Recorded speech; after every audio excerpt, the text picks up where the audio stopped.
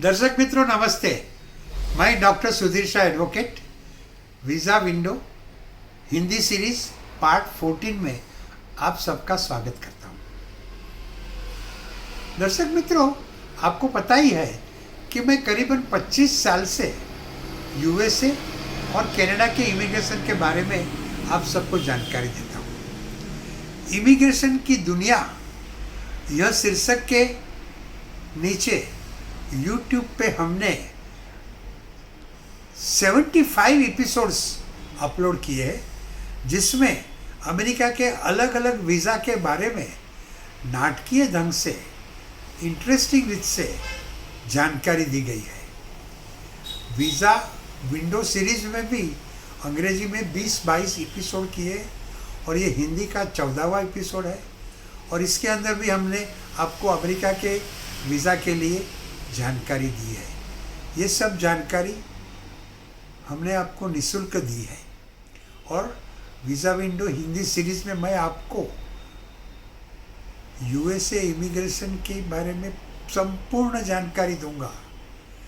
करीबन इसके 150 एपिसोड बनेंगे और ये सब आपको फ्री में मिलेंगे। इसके बावजूद अगर आपको पर्सनली कुछ जानकारी चाहिए, आपको इमिग्रेशन के बारे में पर्सनली कुछ प्रॉब्लम है, अगर आपको पिटीशन फाइल करना है या किसी ने आपके लिए पिटीशन फाइल किया है और आपको वीज़ा लेना है, आपने कुछ गलती की है और आपको माफ़ी लेनी है, आपको EB-5 प्रोग्राम के ज़रिए इन्वेस्टमेंट करना है, अगर इमिग्रेशन के बारे में यूएसए के या कनाडा के इमिग्रेशन के बारे में आपको कोई पर्सनल जानकारी चाहिए, तो वो भी हम प्रोफेशनली एक प्रोफेशनल की तरह अपनी फ़ी लेके आपको दे सकते हैं। तो आप हमारा प्रोफेशनली भी कांटेक्ट कर सकते हैं। अच्छा, तो आज के ये जो 14वां एपिसोड है, उसमें मैं आपको यूएसए के स्टूडेंट वीज़ा, जिसकी संज्ञा है F-1 और जो नॉन इमिग्रेंट कैटेगरी का वीज़ा है, उसके बारे में मैं आपको जानकारी दूंगा। और यह एपिसोड, और शायद आज पूरी जानकारी न दे पाऊँ, तो अगले एपिसोड नंबर 15 में भी मैं स्टूडेंट वीज़ा के बारे में जो आपको जानकारी दूंगा, आप अगर वो ध्यान से सुनेंगे और उसके ऊपर अमल करेंगे तो आपको अमेरिका के स्टूडेंट वीज़ा मिलने में तकलीफ नहीं आएगी। दर्शक मित्रों, इंडिया से जो विद्यार्थी अमेरिका पढ़ने जाते हैं, उनके 3 कैटेगरी रहती है। पहली कैटेगरी ऐसे विद्यार्थियों की जो सचमुच में ज्ञान प्राप्ति के लिए अमेरिका जाना चाहते हैं। वे बड़े होशियार विद्यार्थी रहते हैं और उनका उद्देश्य अमेरिका की यूनिवर्सिटी में पढ़ने का सिर्फ एक ही होता है, अच्छा ज्ञान प्राप्त। ऐसे विद्यार्थियों को वीज़ा मिलने में, स्टूडेंट वीज़ा मिलने में कोई दिक्कत नहीं आती। दूसरी कैटेगरी के विद्यार्थी वो है जो पढ़ने में अच्छे हैं, जो आगे अच्छी पढ़ाई करना चाहते हैं, लेकिन उनका उद्देश्य ये होता है कि अगर हम अमेरिका जाके मास्टर्स का कोर्स करेंगे, PhD करेंगे, वहाँ की यूनिवर्सिटी में पढ़ेंगे, तो फिर हमको अमेरिका में जॉब मिल जाएगा और हम वहाँ परमानेंट रह सकेंगे, हमारी लाइफ बहुत सुधर जाएगी। ऐसे सेकंड कैटेगरी के भी विद्यार्थी को वीज़ा अगर वो पूर्ति तैयारी करके जाए तो मिलने में तकलीफ नहीं होती है। और थर्ड कैटेगरी के विद्यार्थी ऐसे होते हैं कि जो पढ़ने में ज़्यादा इंटरेस्ट नहीं रखते हैं, उनके फैमिली वहाँ है, माता पिता वहाँ गए हैं, भाई बहन वहाँ है, और कुछ कारण सर उनको वीज़ा नहीं मिला है, वो वहाँ नहीं जा सकते हैं। तो वो क्या करते हैं, स्टूडेंट वीज़ा का बहाना करके अमेरिका जाना चाहते हैं, और फिर एक दफ़े अगर स्टूडेंट वीज़ा मिल गया, वहाँ पहुँच गए, तो फिर अपने रिश्तेदारों के साथ परमानेंट रहना शुरू कर देंगे। तो ये तीसरी कैटेगरी वाले विद्यार्थी को वीज़ा मिलने में, स्टूडेंट वीज़ा मिलने में तकलीफ हो सकती है। अब अगर आपको अमेरिका पढ़ने जाना है, आप पहली, दूसरी, तीसरी, कौन सी भी कैटेगरी में आए, आपको अमेरिका की यूनिवर्सिटी में पढ़ने जाना है तो सबसे पहले आपको अंग्रेजी का ज्ञान होना चाहिए, अंग्रेजी लिखने बोलने की आनी चाहिए, क्योंकि अमेरिका की हर एक यूनिवर्सिटी में जो एजुकेशन दिया जाता है, जो पढ़ाया जाता है, वो अंग्रेजी में है। इसीलिए आप वहाँ की यूनिवर्सिटी में ज्ञान ग्रहण कर सकेंगे कि नहीं, यह जानने के लिए ये जानना बहुत ज़रूरी है कि आपको अंग्रेजी भाषा अच्छी तरह से आती है।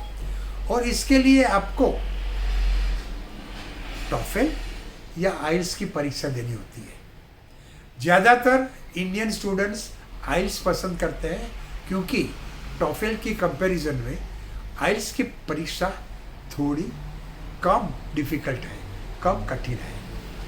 आपने ये एग्ज़ाम दे दी, टॉफेल में अच्छे मार्क्स आ गए, 120 में से 100, 110 ऐसे मार्क्स आ गए।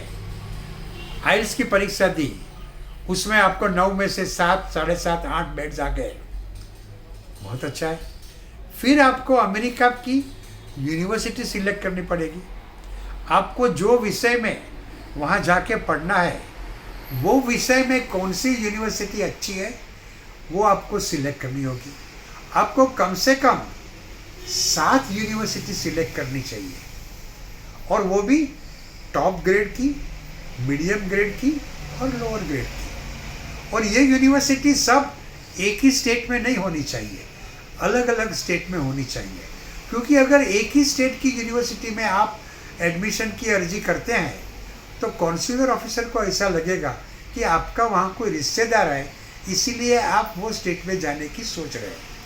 तो आप जो कोर्स करना चाहते हैं, जो सब्जेक्ट में पढ़ना चाहते हैं, वो सब्जेक्ट जो यूनिवर्सिटी सिखलाती है वो यूनिवर्सिटी सिलेक्ट कीजिए, अलग अलग स्टेट में सिलेक्ट कीजिए।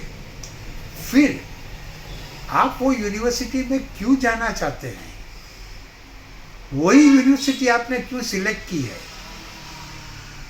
आपका अब तक कैरियर कैसा रहा है, और आगे आप क्या करना चाहते हैं, ये सब बातें आपको एक ऐसे या स्टेटमेंट ऑफ पर्पस में लिख के देनी रहेगी।